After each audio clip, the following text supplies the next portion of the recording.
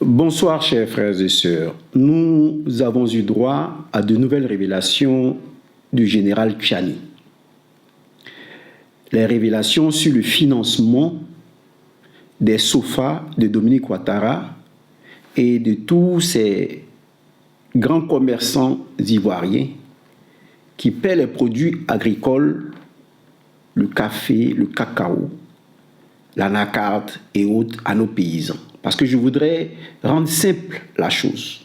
Depuis la création du syndicat agricole africain jusqu'à aujourd'hui, on a toujours influencé, combattu les personnes qui défendaient les intérêts des agriculteurs, dont Houphouët-Boigny lui-même qui a été convoqué par le gouverneur à Dakar.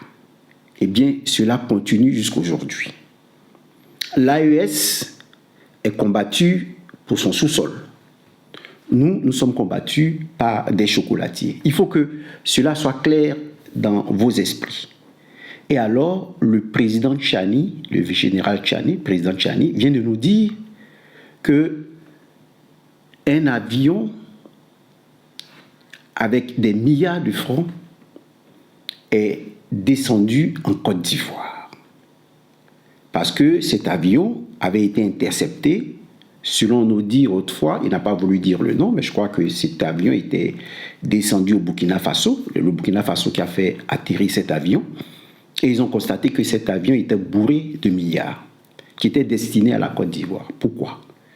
Pour financer des mercenaires qui doivent s'attaquer au PPACI. Ça, c'est concernant la Côte d'Ivoire. Pourquoi? Parce que le projet du PPACI de donner l'autonomie aux planteurs ne plaît pas à Dominique Ouattara, à sa famille, au Billon, à toutes ces personnes qui mangent sur le dos des planteurs. Donc il faut que cela soit clair dans nos esprits. Alors vous allez voir ce que dit Tchiani à ce sujet. Écoutez-le. Qui faisons face à une guerre de néocolonisation. Ce n'est pas une guerre contre les terroristes, non. C'est ce qu'on veut vous faire croire. Mais quand je dis que c'est toute l'Union européenne, c'est toute l'Europe, c'est tout l'Occident qui cotise, qui participe à la levée des fonds pour mener ces guerres-là au Niger, au Mali et au Burkina, vous croyez que je le dis pour juste la volonté de médire? Non. C'est des faits. Rappelez-vous, il n'y a pas 3 semaines, ces mêmes terroristes dont vous parlez, que nous appelons des mercenaires, avaient pris la tête de Assimi Goïta, la tête de généraux Indao et Diallo et l'autre Lassina au Mali. Mais d'où leur vient l'argent? Nous le savons. L'argent leur vient à travers un dépôt qui a été fait en Côte d'Ivoire le 28 au 29 janvier. C'est un cargo qui transportait des fonds, qui a fait un atterrissage forcé dans un pays de l'Afrique de l'Ouest que je ne citerai pas, et qui transportait des dizaines de milliards. On connaît le montant exact. Quand ce pays, sur l'aéroport duquel le cargo a fait l'atterrissage forcé, a cherché à savoir qu'est-ce qu'il transportait, ils ont dit non, il n'y a rien. Ils ont dit bon, vous convenez avec nous comme il n'y a rien, nous allons fouiller le cargo. Et c'est là où ils ont dit non, ils ne peuvent pas leur permettre de fouiller le cargo. Ils ont dit c'est pas votre autorisation qu'on demande, on va fouiller le cargo. Et c'est là où maintenant ils ont reconnu que c'est des fonds qu'ils transportaient. Et ces fonds qu'ils transportaient là avaient pour destination un pays qu'ils ont voulu incriminer. Bon, les autorités du pays où l'avion a fait cet atterrissage forcé ont dit bon, vous ne verrez aucun inconvénient, donc on appelle le pays destinataire pour lui demander si il reconnaît effectivement un convoyage de fonds. Le pays contacté a dit non, et lui il n'attend aucun franc de la BCEAO. Ouais. Maintenant, c'est là où ils ont changé de pays pour dire, bon, on va en Côte d'Ivoire. Et c'est Abidjan notre destination. Donc, il faut écouter. Il faut vous renseigner. Macron et le général officier qui avait parlé de l'Homo 2 et autres avaient demandé à ce qu'on trouve une courroie de transmission dans l'humanitaire, par exemple l'ONG, et nous savons que Dominique Ouattara est au-dessus de l'ONG, et de recruter parmi les personnes pour pouvoir s'attaquer à ces personnes qui, selon eux, menacent les intérêts des chocolatiers, des Français. Alors, écoutez ce petit sofa de Dominique Ouattara parler des lieux où se trouvent ces jeunes. C'est-à-dire, on finance des jeunes. Alors, regardez le petit de Bob le mannequin parler de la zone. Nous sommes ici, voilà. Je venais un peu visiter, admirer. Je suis à Saint-Denis, voilà. Voici le pont de la favela. Voilà, donc je salue tous les soldats de la favela. Nous sommes ici, voilà. Je venais un peu visiter, admirer. Je suis à Saint-Denis, voilà. Voici le pont de la favela. Le 93 est perçu, pour ceux qui connaissent la France, comme la seconde ville où se trouvent les Maliens après Bamako. La ville la plus peuplée, en fait, Saint-Denis. Le 93, on parle de 93, lui parle de Saint-Denis et autres. On voit Saint-Denis. Eh bien, c'est plein de jeunes Maliens. Donc, cet argent va financer de jeunes Maliens. Pourquoi? Puisqu'il s'agit de la Côte d'Ivoire. Pourquoi? Parce qu'il se trouve en Côte d'Ivoire les opposants à Assimi Goïta. Donc, en finançant les jeunes Maliens à Saint-Denis, en finançant les sofas de Dominique Ouattara, on amène les jeunes du Nord à s'intéresser à un combat qui n'est pas le leur. Alors, il faut comprendre deux choses. Dominique Ouattara ne veut pas de ce projet du président Laurent Gbagbo, de ces 7 piliers du pacte social, comme vous l'avez vu avec Amadou Coulibaly. Mais il y a deux combats.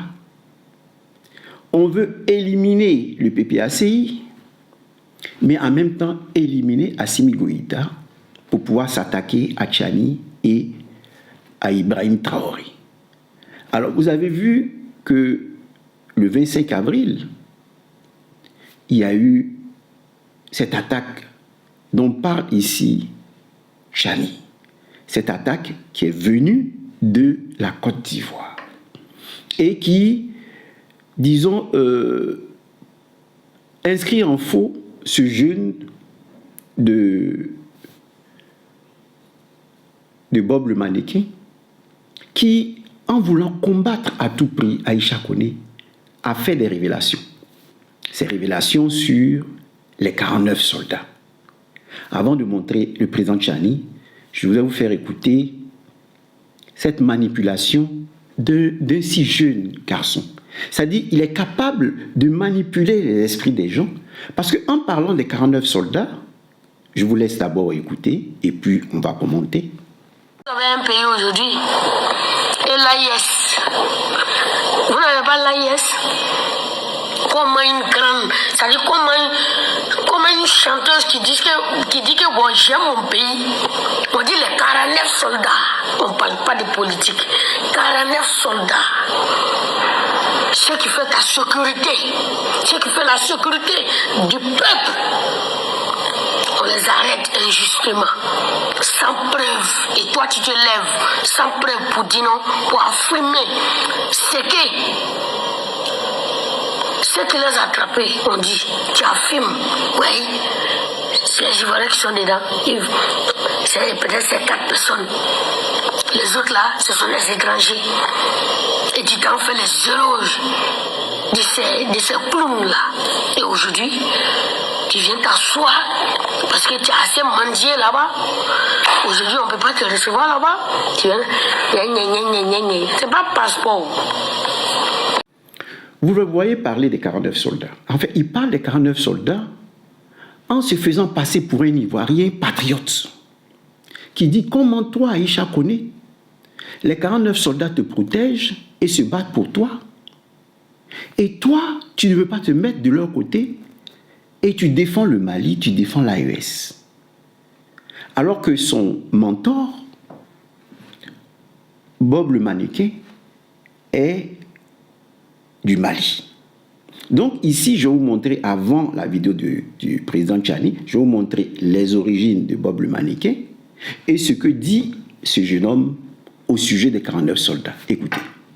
Mannequin, tu as cru que tu étais caché. Chers Ivoiriens, nous sommes le 28 octobre. Précisément à Bamako, je me trouve dans le quartier de Bob le mannequin. Regardez très bien. Regardez dans quelles conditions on est dedans. Vous voyez? Voilà des gens qui se permettent de dire les Ivoiriens.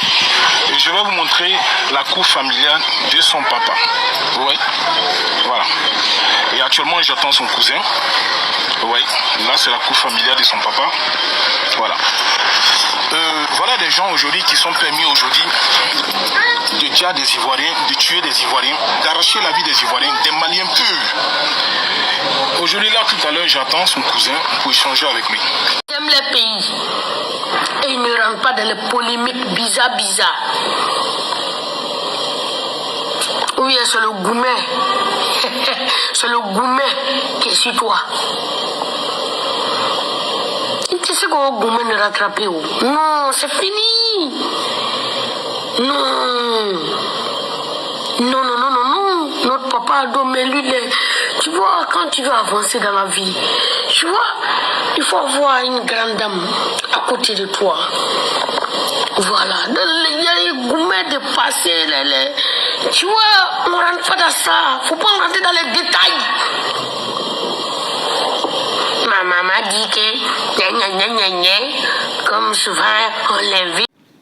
Le président Tchani coupe court pour dire aux jeunes du Nord, aux jeunes Ivoiriens, à tous ceux qui ont été manipulés par ces jeunes, qui ont été manipulés par Bob le mannequin, que ces 49 soldats n'étaient que des personnes qui étaient allées s'en prendre à Assimi Goïta.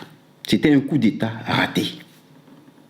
Ce n'est pas moi qui le dis, parce que le président Tchani va le confirmer ici et démentir ce jeune garçon et Bob le mannequin et toute cette galaxie qui fait croire qu'ils se battent pour les jeunes du Nord. Mais en fait, ils se battent pour des opposants maliens qui veulent renverser Assimi Goïta. Alors écoutez le président Tchani en parler. Le Mali a fait l'objet d'une attaque sauvage le 25 avril. Cette attaque-là a été conduite avec la complicité des pays africains voisins au Mali. Et c'est ça que nous devons combattre. Ils ont attaqué le Mali par 3 axes. Un axe qui est sorti du nord Bénin, passé dans notre Gourma et le Burkina, 3 colonnes pour faire jonction et aller attaquer soit Gao, soit Sévaré. Un autre axe est sorti de la Côte d'Ivoire. Il y a une forêt où les Ukrainiens qui viennent former ces mercenaires-là atterrissent en Côte d'Ivoire avec des visas pour visiter la Côte d'Ivoire qu'ils obtiennent à partir d'un pays qui est non loin de l'Ukraine, voisin à l'Ukraine, que je tairai le nom, avec comme destination la Côte d'Ivoire. Il y a une forêt qui s'appelle le Yelli. C'est là-bas que tous ces terroristes-là sont formés en Côte d'Ivoire. C'est le deuxième axe. Et le troisième axe est venu de la Mauritanie. C'est ce que j'ai dit. Et vous vérifiez sur toutes ces positions-là que je viens de citer, dans tous ces pays-là, s'il n'y a pas de forces françaises qui sont à l'œuvre. Les services français sont dans ces pays que j'ai cités et ces services français peut-être à l'insu ou au-dessus de ces autorités qui organisent ces actions contre nos pays. Le 25 avril 2026, les 7-8 attaques simultanées qui se sont produites au Mali viennent de ces 3 axes. Les Français vont vous dire qu'ils ont quitté la Côte d'Ivoire. Mais c'est une chimère, je l'ai dit. Au 43e Bima, même le 30 mars passé, 30 mars 2026, là, ils ont formé des gens sur l'utilisation des drones. Les drones kamikazes, les drones que vous voyez utilisés sur nos positions. Donc c'est ce que j'aimerais dire au peuple de la Confédération. Les défis sont énormes. L'adversité est animale, irrationnelle. Emmanuel Macron est devenu fou. Il faut que les Africains comprennent. La France n'est l'ami de personne. De Gaulle l'a dit, la France n'a pas d'amis, elle a des intérêts. Toi, un petit Africain, tu vas croire le contraire parce que tu es l'ami des Français. Il faut que les gens soient rationnels, qu'ils soient lucides. Avant d'attaquer le Mali, il y a un centre d'instruction à côté de Benjerville, à Kakoro. Les gens n'ont qu'à aller voir le registre du 15 avril au 22 avril. Le matériel qui est sorti de ce centre d'instruction, ils viendront nous donner la réponse. Qu'est-ce qu'on a fait croire aux soldats ivoiriens? Que le Burkina va les attaquer. On les a mis en alerte. C'était juste pour couvrir une manœuvre.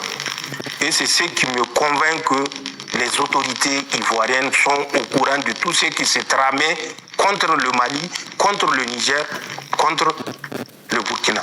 Mais nous avons d'autres preuves de réunions et de budgets en millions de dollars. Au moment opportun, nous allons, si l'occasion nous est offerte, les confronter avec ceux qui disent que ce que nous disons n'est que baliverne. Nous faisons face à une adversité et à un acharnement de l'Europe qui soutient de façon consciente Emmanuel Macron, puisque l'Europe voit ce qui se passe et ce qui est derrière tout ça, c'est la France. Mais comme les intérêts sont convergents et que de toutes les façons, c'est des peuples africains qui seront massacrés, ça ne leur dit rien. Alors ici, c'est clair. Ils ont échoué, mais ils vont continuer de s'attaquer au Mali. Et c'est ce qui s'est passé le 25 avril. Et voilà que Bob le mannequin va chercher encore, comme Alassane a su manipuler les jeunes du Nord, va chercher à appeler les jeunes du Nord à se battre pour leur liberté, pour leur développement, à prendre des armes pour combattre à ses côtés. Vous voyez, ce que je voulais vous montrer ici, c'est qu'il y a un double combat. Finir avec le PPACI, et vous allez voir que ce petit sofa de Dominique Ouattara va s'en prendre vertement au PPACI. Vous voyez, parce que leur but, c'est d'éteindre le PPACI, parce qu'ils sont là pour le combat des chocolatiers. Et au-delà du combat des chocolatiers, utiliser encore ce combat, c'est cette division que Ouattara a su installer entre les jeunes du Nord et la Côte d'Ivoire pour pouvoir régler leur compte à Assimi Goïta. Parce qu'ils savent que s'ils ont une base arrière au Mali, alors ils pourront finir avec Ibrahim Traoré, ils pourront finir avec Tchani. Parce que comme le président Tchani a dit lors de son interview, Macron a juré de faire tomber l'un d'eux pour pouvoir les avoir totalement. Alors ici, écoutez Bob le mannequin chercher à manipuler de nouveau les jeunes du Nord. Écoutez-le. Tous, la famille, comme moi, monsieur du Nord, Bom le Malgache, il va passer au Nord, il va aller recruter les jeunes nordistes, puis ils viennent faire compas. Puis on va les laisser finir. Quand il va finir, moi, je vais le reprendre. Suivons la tout. Ojene, Minia, Madinani, Segela, je vais faire le tout à recruter des jeunes guerriers nordistes pour qu'on se prépare un long terme de combat qui va venir. Vous savez, le président Ouattara va donner le pouvoir à son petit frère. L'opposition va chercher à nous ménager. Donc le général est là pour sécuriser ça. Je vous demande de passer le message que je serai dans le Nord à recruter toutes les guerriers. Korogo, Boaké, tout le monde, passer le message à la jeunesse. Que le général a ouvert une liste de recrutement pour qu'on va imposer Téné Ibrahima après son excellence Alassane Dramane Ouattara. Voilà, j'espère que vous avez tous écouté. Donc si vous voulez bien comprendre, la jeunesse du Nord, les nordistes sont programmés seulement pour faire palabre. C'est comme les nordistes sont programmés seulement pour faire palabre. Donc il n'y a pas de programme pour aller construire les entreprises pour que la jeunesse du Nord travaille. Il n'y a pas ça qui est dans le programme pour les Marocains. Donc c'est que les nordistes, il n'y a pas un programme. Ils vont aller construire les entreprises. Il n'y a pas un programme. Ils vont aller développer le Nord. Donc c'est pas aller faire palabre contre la Tousmanie. Eh bien, vous avez entendu Bob le mannequin parler. Et le jeune du Nord lui dire, mais donc nous nous sommes faits seulement pour nous battre. Eh bien, c'est la méthode utilisée en Argentine. C'est-à-dire pour éliminer, parce qu'ils savent que vous êtes solidaires et vous les gênez. Parce que si demain vous vous retournez contre eux, ce serait dangereux pour eux. Donc, ils cherchent à vous éliminer pour mettre à votre place les étrangers qui viennent du Mali, qui viennent de la Guinée et autres. Donc, pour substituer les jeunes du Nord. Donc, Bob le mannequin vient dire, allons combattre. C'est ce qu'on faisait en Argentine. On prenait les jeunes du Nord, on allait combattre. Plutôt, les Noirs, on allait combattre en Argentine. Et comme ça diminuait la population des Noirs. Et ici, on veut diminuer votre population parce que la solidarité gêne à Ouattara. Votre solidarité gêne Ouattara. Pourquoi il a fait exiler le Pansoro Guillaume? Parce qu'il s'est dit, celui-ci m'a fait roi, donc il peut me faire tomber avec les gens du Nord. Donc vous êtes devenu l'ennemi d'Alassane Ouattara. C'est comme ça les faiseurs de roi. Quand vous mettez un dictateur sur un fauteuil royal ou présidentiel, sachez que le dictateur, demain, il vous élimine parce qu'il a peur de vous. Il se dit, vous connaissez ses secrets, vous pouvez l'éliminer.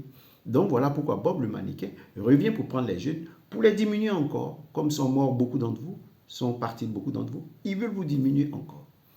Et ce qu'il faut retenir, c'est que le président Tchani a dit dans son discours que ce sont les gens du gouvernement qui font partie, qui sont à l'origine de tout ce qui se passe, de toutes ces attaques. Eh bien, je vais vous donner un élément qui montre que le petit sofa de Dominique Ouattara, petit de Bob le mannequin, a été aussi sous le couvert du ministre Koulibaly. Regardez cette vidéo et ça va vous surprendre, vraiment. C'est pour vous dire que la Côte d'Ivoire est pourrie jusqu'à sa moelle. Regardez.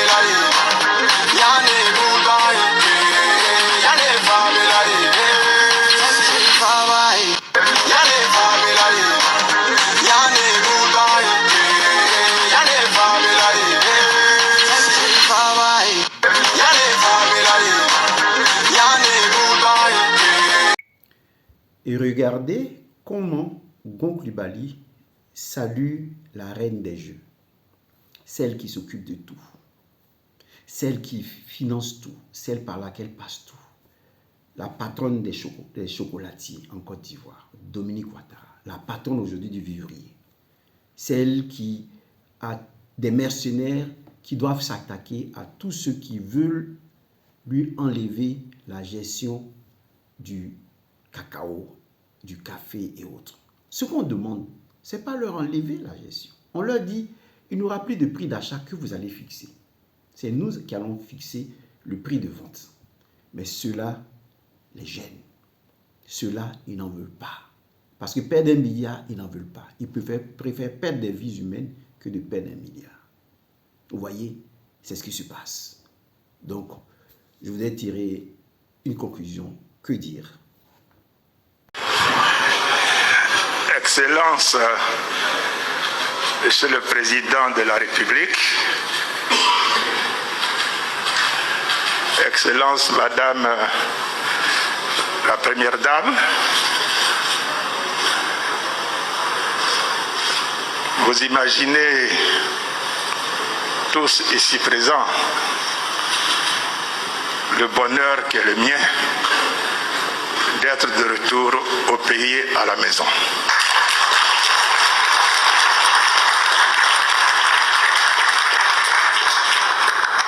Oui, cela fait 2 mois, depuis le 2 mai dernier, que je suis allé à Paris pour un contrôle médical. Ce contrôle a dû être approfondi avec un besoin de repos. Et après ce contrôle et ce repos, me voilà de retour en forme.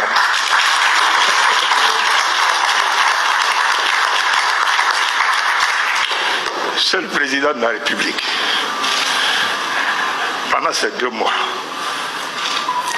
matin et soir, vous m'avez donc appelé tous les jours, matin et soir. Oui, pour vous enquérir de mon état de santé, mais également pour m'informer de l'état du pays et échanger sur un certain nombre de points. Comme ça, vous avez pu me parler souvent de la question du Covid. Je puis suivre la question de l'attaque terroriste. Et je voudrais, avec votre permission, Monsieur le Président, comme je n'étais pas là ce matin, m'incliner donc devant la mémoire de nos valeureux soldats, morts pour la patrie, et à qui vous avez rendu l'hommage de la nation ce matin.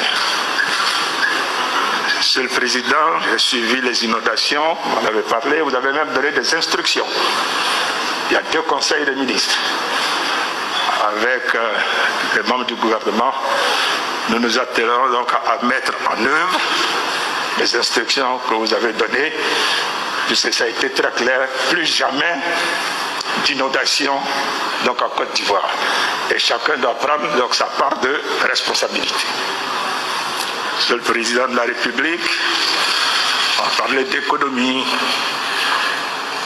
Oui, Monsieur le Président, vous ne pouvez pas imaginer ce que ces appels m'ont apporté.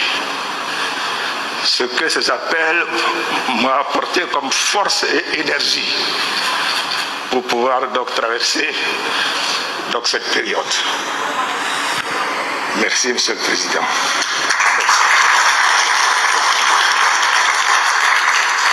Vous avez été une interface entre ma mère et toute la famille et moi, pour les rassurer au fur et à mesure, leur donner les nouvelles au fur et à mesure. Merci, Monsieur le Président, pour avoir également joué le rôle de chef de la famille. Je voudrais saluer la Première Dame, que j'ai eu le plaisir, l'honneur, et qui m'a procuré beaucoup de joie en me rendant 2 visites pendant mon séjour à Paris. Madame la Première Dame, merci. Là aussi, je me souviens de tous les mots de réconfort. Je vais trahir un secret, parce que quelquefois je n'arrive pas à garder tous les secrets. J'avais dit, Amadou, quand tu retourneras, tu seras encore plus fort. Que faut-il dire en conclusion? En conclusion, il faut dire ceci. que Macron a su s'infiltrer parmi les civils, parmi les jeunes du 93, parmi les jeunes de Saint-Denis. Il a pu s'infiltrer parmi les jeunes Ivoiriens qui ont reçu beaucoup d'argent et qui sont prêts à donner leur vie pour pouvoir renverser le président Assimi Goïta et décapiter le PPACI. Voilà les deux objectifs qu'il veut atteindre.